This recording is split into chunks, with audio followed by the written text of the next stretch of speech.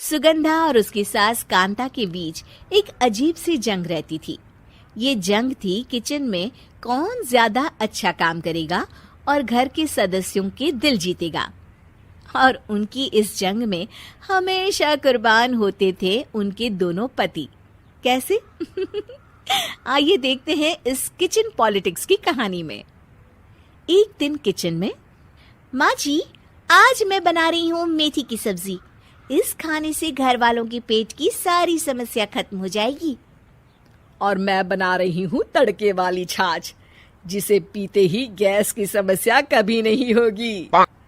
दोनों अपने अपने खाने को लेकर टेबल पर पहुंच जाती हैं। तभी सुगंधा के ससुर उसकी बनाई सब्जी की तारीफ कर देते हैं। अरे वाह, मेथी की सब्जी भी बनी है, बड़ी ही स्वादिष्ट है। वाह बहू वाह। अरे बहू, लेकिन इसमें इतनी सारी मेथी बर्बाद करने की क्या जरूरत थी? देखिए माँ जी, ये तो वो मेथी है जो आप रात में भिगोकर सुबह उसका पानी पीती हैं, और जो मेथी फेंक देती हैं उसी से मैंने ये सब्जी बनाई है।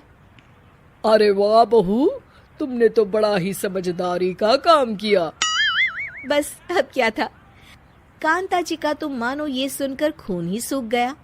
वो फैसला कर लेती है कि किसी भी तरह वो अपने खाने की तारीफ लेकर ही रहेगी और सुगंधा को किचन में उसकी कमियां गिनाएगी। कांता फ्रिज खोलकर देख रही होती है और फिर सुगंधा से कहती है, अरे बहू, ये क्या, पूरा फ्रिज गंदा पड़ा है। तभी वहां सुगंधा का पति आ जाता है।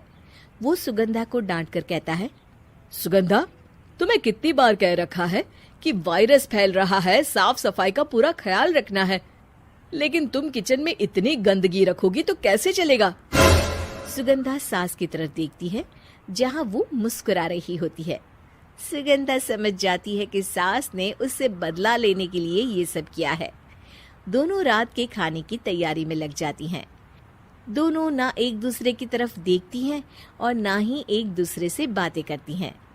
रात को खाने की टेबल पर एक एक कर दोनों कई तरह के अलग अलग व्यंजन टेबल पर लगा देती हैं और अपने अपने पति के पास जाकर खड़ी हो जाती हैं। अरे खाइए जी खाइए, मैंने बड़ी मेहनत से बनाया है।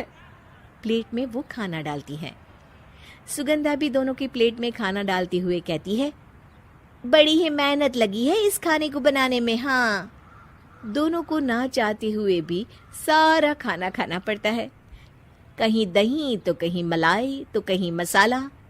और इन सब के बाद दोनों बड़ी ही मुश्किल से अपने कमरे में सोने जाते हैं। लेकिन अगली सुबह सुगंधा का पति चिल्ला रहा होता है, हाय रे, हाय मेरा तो पेट खराब हो गया, हाय माँ बहुत दर्द हो रहा है। तो वहीं कांता के कमरे से भी कुछ ऐसी ही आवाज आने लगती है। हे भगवान, इस सास बहू की लड़ाई हमारी जान लेकर रहेगी।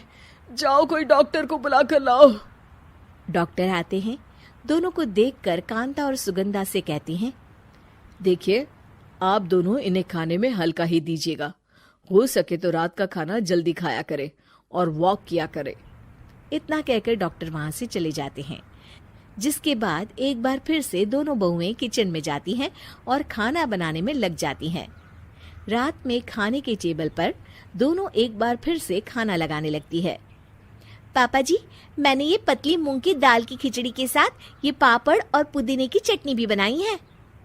अरे बहू, अभी अभी बेचारे पेट की बीमारी से गुजरे हैं, इतना भारी खाना तो डॉक्टर ने भी मना किया है ना। देखिए, मैंने आप दोनों के लिए सूप बनाया है। और दोनों उन लोगों की प्लेट में खाना डालने लगती हैं।